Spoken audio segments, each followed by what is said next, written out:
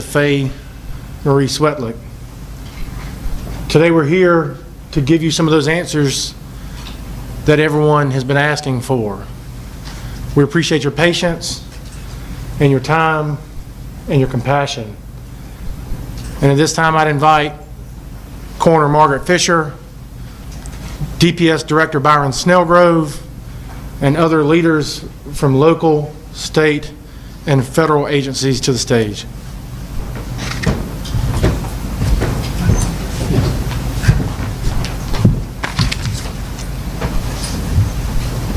Good afternoon.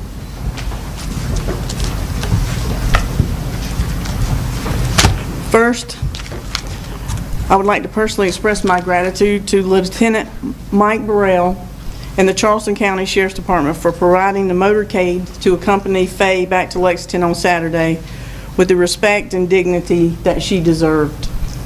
I would also like to thank the Cayce Department of Public Safety and the Town of Lexington Police Department for their assistance with that touching tribute to a little girl who has touched as many hearts. Thank you to the team at MUSC who worked meticulously to help us determine the cause of Faye's death, and to Trinity Baptist Church for hosting this and previous press conferences. I want to express my appreciation to you, the media, for your compassion and constant coverage of Faye's story since last Monday, and for your patience throughout this investigation. You respectfully fulfilled our request that Faye's parents be allowed privacy and time to process the information given to them following the autopsy. On behalf of my staff and myself, I would like to express our sincere appreciation for the compassion, the kindness, and the support that the community has shown us since last Thursday. The thoughtfulness and generosity of everyone who has provided meals and other things to uplift us throughout these especially daunting days has really touched our hearts. In a time of shattered hope and incomprehensible sadness, when we must face the worst of what people are capable of, you have helped to restore our faith in humanity and remind us of the strength of our community. We encounter tragedy and loss on a daily basis, and we are impacted by each death we investigate and all the loved ones that we serve. And the loss of Faye, an innocent child who was simply playing in her own yard at the hands of another person, has been extremely difficult on all of us. There are no adequate words to express the depth of our sadness and our sympathy for Faye's parents. To Faye's mother and father, my heart, like so many others, breaks for you. I know that there is nothing I can say to bring any comfort or peace. I am so deeply sorry for what you're going through and for the loss of your precious baby girl. No parent should ever have to know such pain. And you are and will be in our thoughts and prayers, and for so many, including me, and you and Faye will remain in my heart forever.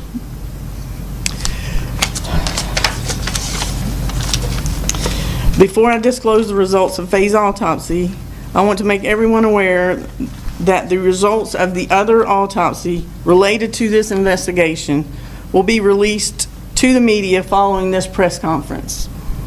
Out of respect for the Swetlik family, I will only be speaking about Faye at this time. Furthermore, I will not address the conditions of Faye's body or the other details out of respect and because this is an ongoing investigation.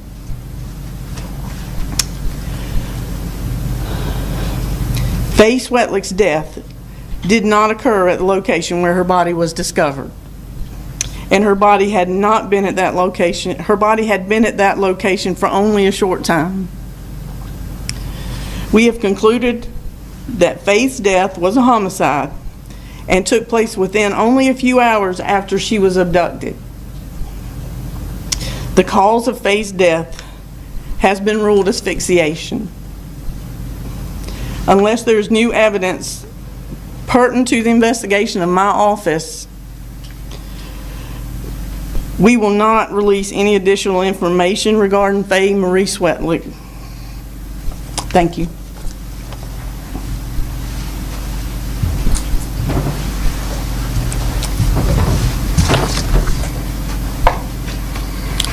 Thank you for coming. My name is Byron Snellgrove. I am the Director of Public Safety for the City of Cayce. I've been asked by several media people to explain what that is. That means that I am the Chief of Police and the Chief of the Fire Department in the City of Cayce. Standing with me up here are Margaret Fisher, the Coroner of Lexington County, who just spoke, Chief Mark Keel of the South Carolina Law Enforcement Division, Sheriff Jade Kuhn, Lexington County Sheriff's Office, and Special Agent in Charge Jody Norris of the Columbia Office of the FBI. I want to thank them for all of their assistance in this investigation, and I just want to say that there are so many other agencies that were involved in this that it could take me all day to list them, but I surely appreciate all the information that they gave us, all the help that they gave us with personnel, and everything else that they did for us. In addition, I want to thank the community for doing all sorts of stuff for us. They were bringing us food, making sure that we had what we needed to continue to operate as far as sustenance. Trinity Baptist Church was very instrumental in ensuring that we had everything that we needed to keep everyone that was working alert and ready to go, and we truly appreciate that.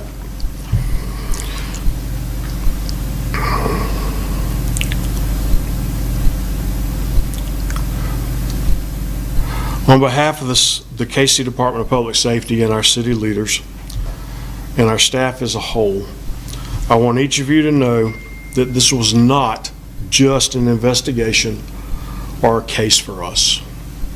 Faye Swetlik quickly grabbed all of our hearts, and this case became and will always remain very personal for each of us.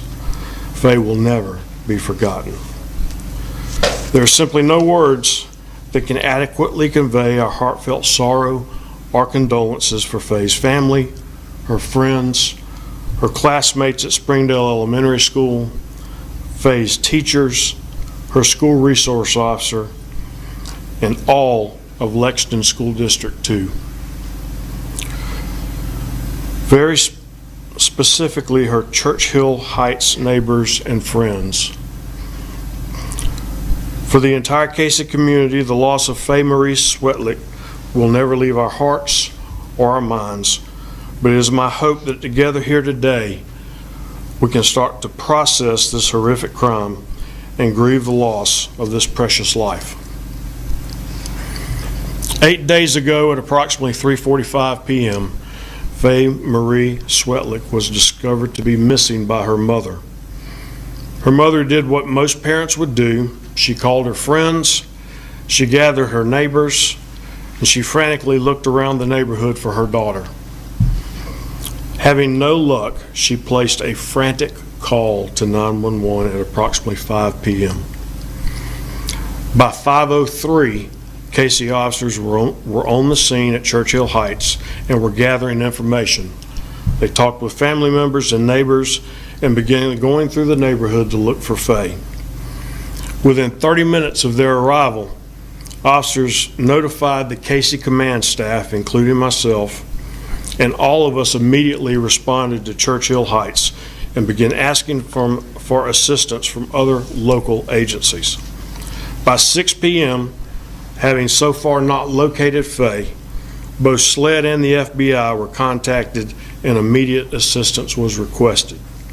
At this time, we had 50 or more law enforcement officers, firefighters, and first responders on the scene, and we were doing organized canvasses door to door in searches of the neighborhood to initiate our first and initiated our first neighborhood perimeter search. Prior to Monday, many of you will remember we had a great deal of rain over a short period of time. We have areas of flooding and rough, dense terrain in our city. This includes the area directly around Churchill Heights neighborhood. Regardless of these conditions, all officers were asked to check every pool, creek, culvert, manhole, trash can, shed, play structure, woods, and anywhere else that a young girl could be.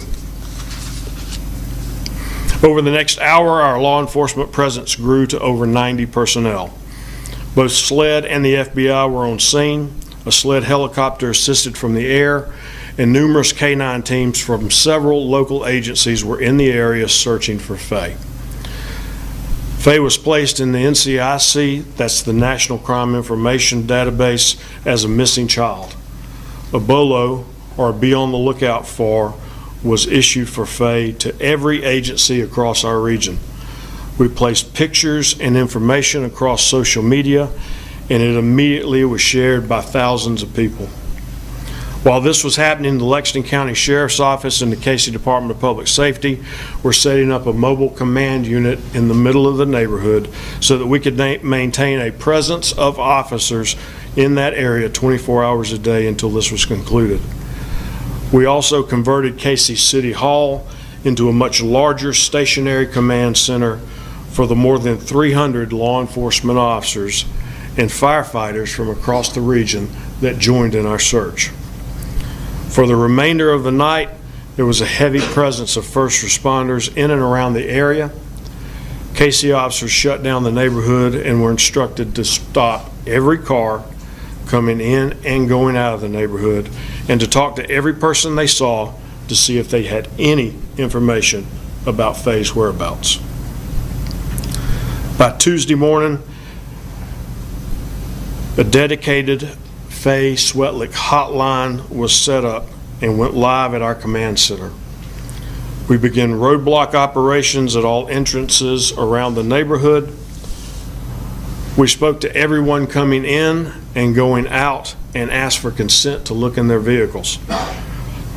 Everyone was extremely cooperative, understanding, and very helpful. Our officers were provided with a standardized FBI questionnaire form that was specifically targeted to glean information to help us find Faye. This is what the officers used when they talked to anyone in reference to this case. That morning we did a coordinated effort with multiple agencies to go door to door to question all residents, friends, and visitors in all 280 plus homes in Churchill Heights. Our goal was to speak to every occupant of every residence, no matter how long it took.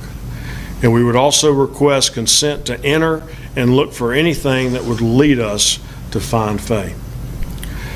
Grid searches of the perimeter of the neighborhood were also conducted multiple times.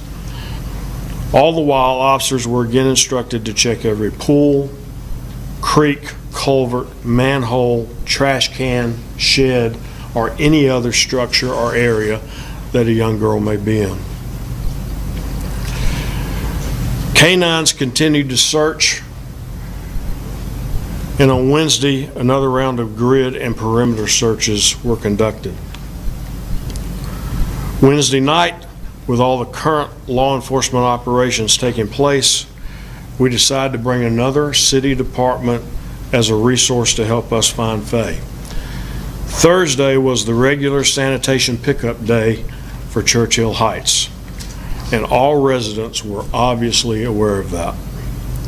On Thursday morning, our officers diligently and methodically followed the Cayce sanitation trucks through the neighborhood, and as each can was loaded and emptied into the back of a garbage truck, they methodically combed through it to see if they could find any piece of information or clue in hopes of finding something that would lead us to Faye.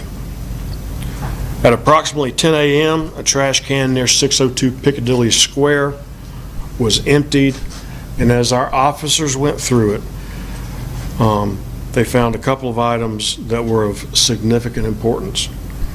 One was a child's polka dot boot, and the second was a soup ladle that had freshly dug dirt in it.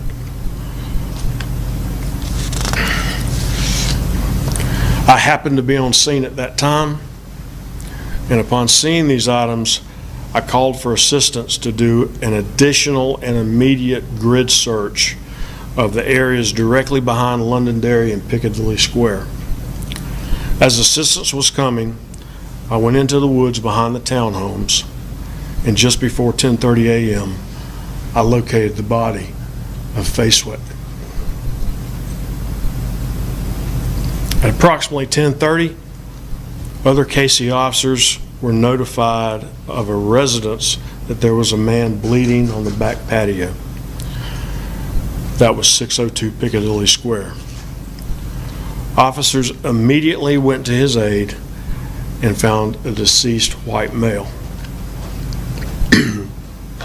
Immediately, SLED's crime scene unit collected various samples of DNA from both crime scenes and from inside 602 Piccadilly Square.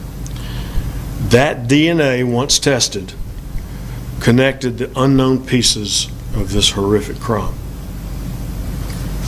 I can tell you that the deceased male had been contacted and interviewed at 602 Piccadilly on Wednesday afternoon. He was cooperative and gave consent to agents to look through the house. Those agents did not see anything that alerted them to believe that he had knowledge or was in any way involved in Faye's disappearance at that time. Evidence leads us to believe that the deceased abducted and killed 6-year-old Faye Marie Swetlik, and it appears that he is the sole perpetrator of this crime.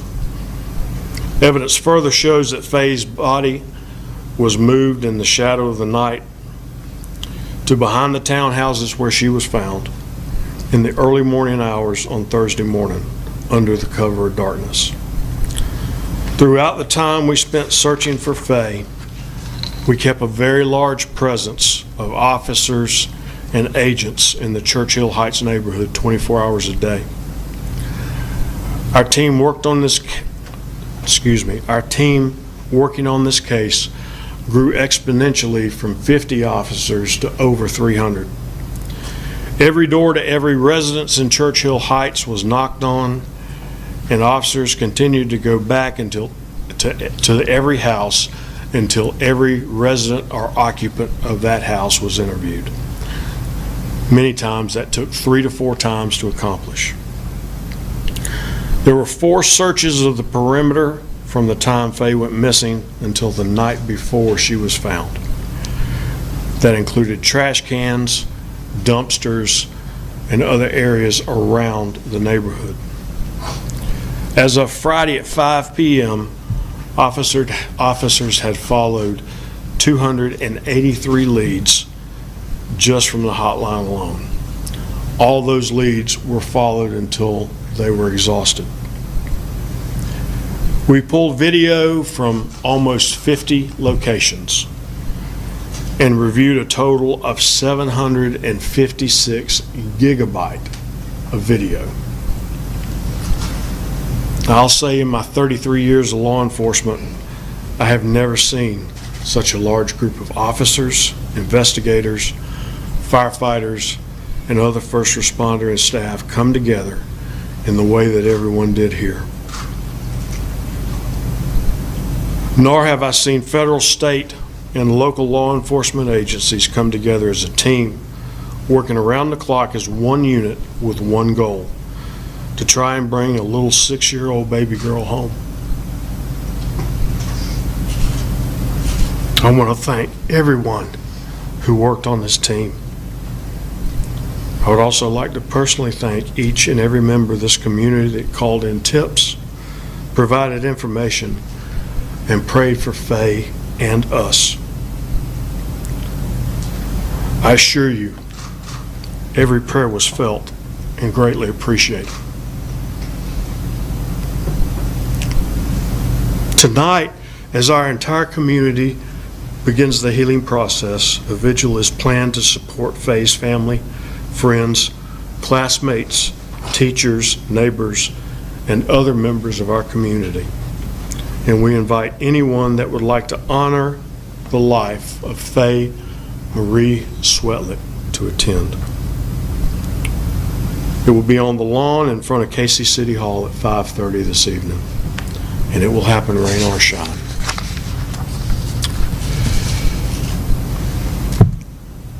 I'll take any questions that anybody has now. Sir, is there any indication of where she may have been between Monday night and Thursday morning? We do not know at this time. Yes, ma'am. Why was the decision made to do the autopsy at MUSC? That's a question for the coroner. MUSC is the forensic pathologist, or at MUSC, and they handle all the autopsies for the coroner's office that are forensically related to cases. So that was not an unusual thing for us to send them to MUSC. They do all of our forensic cases. Did the suspect have a roommate? Yes. Did you make contact with that roommate this week? We have been in contact with a roommate, yes. And we have nothing that indicates that he knew anything about what was going on, and he was not at the residence that much during the time. Any indication as to what the cause of death was for the male who was found dead? That will be released by the coroner after this. Talking about the security footage you reviewed and the tips you got, looking back, did anything link to Cody Taylor's involvement on that video or in the tips you received? We do have some video that shows Cody doing some things that were suspicious to us, yes. Can you elaborate on what those were? No, not at this time. 2 more questions and that'll be all. Did he leave any kind of a note or message of any kind behind him? None. What did he say when you interviewed him? I did not interview him, and quite frankly, I don't know exactly what he said. Inside the residence after you discovered Faye, was there anything else that showed further evidence that she had in fact been inside that residence? Well, DNA was tested and did connect and link the residence, the deceased male, and Faye to that location. You mentioned that ladle with dirt on it. What led you to believe that had a connection? It was a hunch. All right, that'll be all today. Thank you all very much. If Thank you you. have any questions, please let us know and check your emails, certainly for a statement from the coroner's office.